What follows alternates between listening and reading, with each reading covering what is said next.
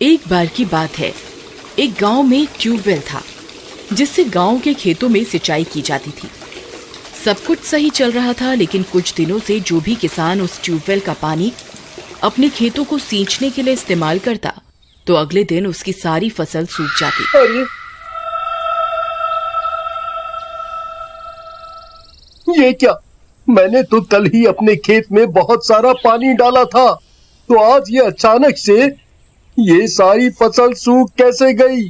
फिर किसान को कुछ समझ नहीं आता और वो परेशान होकर अपने घर चला जाता है। राधा, हमारी सारी फसल रातों रात सूख गई। पता नहीं ऐसा क्या हुआ। अब हमारे ऊपर बहुत सारा कर्ज हो गया है। हो सकता है हमें कर्ज उतारने के लिए अपना खेत बेचना पड़े। फिर अगले दिन उसी ट्यूबवेल का पानी एक और किसान इस्तेमाल करता है और अपने खेतों में उस ट्यूबवेल का पानी डालता है।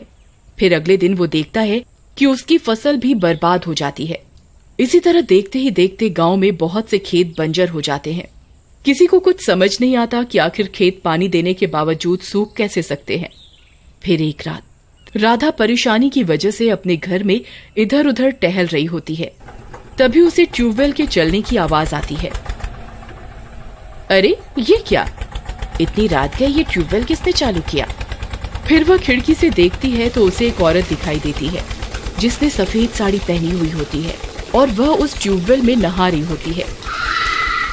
वह उसकी शक्ल नहीं देख पाती। अरे दैया, ये कैसी औरत है जो रात गए इस ट्यूबवेल में इस तरह नहा रही है? मुझे अभी से वहां से भगाना होगा। फिर राधा हाथ में डंडा लेकर उस ट्यूबवेल की ओर बढ़ती है। कौन है तू? ये ट्यूबवेल हमारा है। तेरी इतनी हिम्मत, इतनी रात गए इस ट्यूबवेल में नहा रही है? तुझे कोई शर्म हया है या नहीं? चल अभी के अभी इस ट्यूबवेल से बाहर निकल, नहीं तो एक डंडा मारूंगी, सब अकल ठिकाने आ जाएगी। राधा की चेतावनी देने के बाद भी वो औरत उस ट्यूबवेल से बाहर नहीं निकलती। अरे दैया रे, कितनी बेशरम औरत है। मेरे इतना बोलने के बाद भी इसे कोई फर्क नहीं पड़ रहा। अच्छी बात है, रुक, तुझे अभी सबक सिखाती हूँ। फिर राधा उसके ऊपर डंडे से वार करती है। उसके डंडा मारते ही वो औरत पानी के अंदर गायब हो जाती है। अरे नास मिट्टी, कहाँ चली गई, कहाँ छुप गई? कितनी देर पानी में छुपी रहेगी? सांस लेने के लिए बाहर तो तुझे आना ही पड़ेगा। मैं भी देखती हूँ तू कितनी देर तक इस पानी के बाहर नहीं आती। फिर राधा वही डंडा लेकर उसके पानी से बाहर निकलने का इंतजार करने लगती है, लेकिन 15 मिनट होने के बावजूद वो औरत पानी से बाहर नहीं निकलती। अरे दैया रे दैया, ये तो बाहर ही नहीं निकली, कहीं पानी में डूबकर मर तो नहीं गई। हे भगवान, अब मैं क्या करूं? फिर राधा डंडे को पानी के अंदर घुमाना शुरू करती है ताकि उस औरत का पता लग सके। अरे नास मिट्टी, कहाँ गायब हो गई? कहीं तेरे खून के जुर्म में पुलिस मुझे पकड़ कर ना ले जाए। फिर बहुत देर तक पानी में डंडा चलाने के बावजूद उस औरत की लाश नहीं मिलती। फिर वह डर के मारे भागती हुई वापस अपने घर जाती है और शामू को पूरी बात बताती है। हे भगवान, ये क्या हो गया? राधा, कहीं तुमने उस औरत को जान से तो नहीं मार दिया? चलो, हमें अभी खेत पर जाना होगा। फिर वे दोनों खेत की तरफ जाते हैं और ट्यूबवेल में उस औरत की तलाश करने लगते हैं। वे दोनों ट्यूबवेल पर खड़े होकर डंडे से उस औरत को तलाशते हैं, लेकिन उस औरत का कोई नामो निशान नहीं मिलता। अजी, एक काम कीजिए, आप इस ट्यूबवेल के अंदर जाइए और उसकी तलाश कीजिए। फिर शामू उस ट्यूबवेल के अंदर कूद जाता है और उस औरत को अपने पैरों से ढूंढने लगता है। अजी, ये पैरों से क्या तलाश रहे हो जी? पानी के अंदर जाके क्यों नहीं तलाश करते? फिर शामू पानी के अंदर जाकर उसकी तलाश करता है।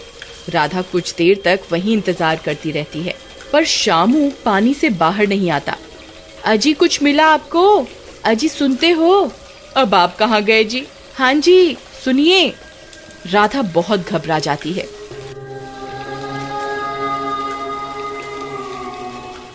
हे भगवान, अब ये कहाँ रह गए? अरे मर गई रे, अब तो बहुत देर हो गई। ये इतनी देर बिना सांस लिए कैसे जिंदा रहेंगे? अरे मर गई रे। अजी, सुनते हो? आप कहाँ हो? मुझे अभी किसी को मदद के लिए बुलाना होगा। फिर राधा भागती हुई जाती है और सरपंच का दरवाजा खटखटाती है। अरे सरपंच जी, सुनिए, जल्दी बाहर आइए ना, मैं तो बहुत बड़ी मुसीबत में फंस गई हूँ। अरे क्या हुआ राधा? तुम इतनी घबराई हुई क्यों हो? क्या हुआ? फिर राधा सरपंच को पूरी बात बताती है। ऐसा कैसे हो सकता है? उस ट्यूबवेल की गहराई तो मात्र 4 फुट ही है। भला उसमें कोई कैसे डूब सकता है? चलो मेरे साथ, मैं अभी देखता हूँ कि आखिर माजरा क्या है। फिर सरपंच अपने साथ कुछ गांव वालों को लेकर ट्यूबवेल की ओर चल देता है और कुछ ही देर में वे सब वहां पहुंच जाते हैं। हरिया, जरा ट्यूबवेल में जाके देखो तो क्या गड़बड़ है। फिर हरिया ट्यूबवेल में उतर जाता है। तभी अचानक से हरिया भी ट्यूबवेल के अंदर डूब जाता है और बाहर नहीं आता। उस ट्यूबवेल से डरावनी डरावनी आवाजें आने लगती हैं। अरे मर गई रे सरपंच जी, अब ये हरिया कहाँ रह गया? इतनी देर हो गई, ये बाहर क्यों नहीं आया अब तक? अरे हरिया, तुम कहाँ हो? हरिया, हरिया, क्या तुम मुझे सुन सकते हो? हरिया, अरे कमबख्त, कहाँ मर गया? बाहर क्यों नहीं निकलता? कालू, बहुत देर हो गई, हम और इंतजार नहीं कर सकते, नहीं तो बिना सांस के हरिया मर जाएगा। तुम जल्दी ट्यूबवेल में जाओ और उसे बाहर निकालो, कहीं वह बेहोश ना हो गया हो। सरपंच जी, रामू को बोल दीजिए ना, मुझे थोड़ा जुकाम हो रहा है और पानी भी ठंडा होगा। रामू, अभी के अभी इस ट्यूबवेल में जाओ और हरिया को बाहर निकालो। ठीक है सरपंच जी, जैसी आपकी आज्ञा। फिर इतना बोलकर रामू भी उस ट्यूबवेल में उतर जाता है। तभी उसे एहसास होता है कि कोई उसका पैर अंदर की ओर खींच रहा है। अरे अरे मर गए रे! कौन है भाई? कौन है जो मुझे अंदर खींच रहा है? अरे सरपंच जी, मेरी मदद करो, कोई मुझे इसके अंदर खींच रहा है। छोड़ छोड़ छोड़! फिर देखते ही देखते रामू भी उस ट्यूबवेल के अंदर डूब जाता है और गायब हो जाता है। वे सब लोग एक दूसरे की शक्ल देखते रह जाते हैं।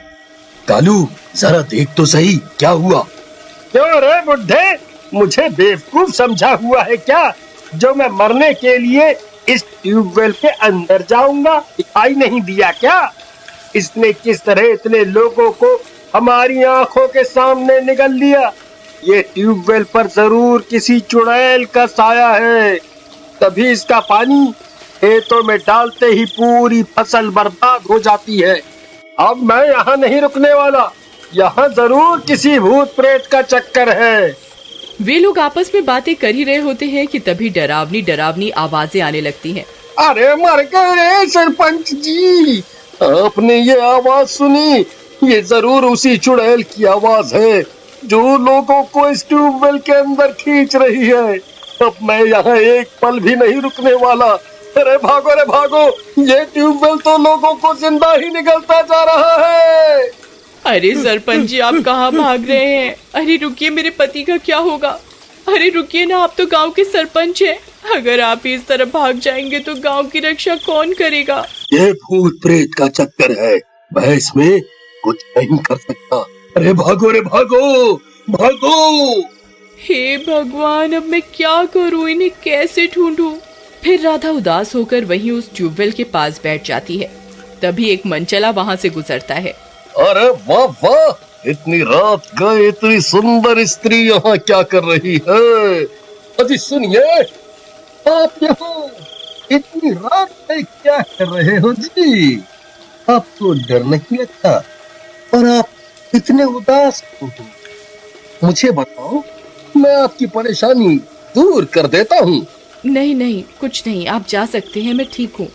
अरे ऐसे कैसे? अब तो मैं आपको अपने साथ लेकर ही जाऊंगा। हाँ। फिर इतना बोलकर वह मनचला उसका हाथ पकड़ लेता है और उसके साथ जबरदस्ती करने लगता है। चल चल मेरे साथ, चल।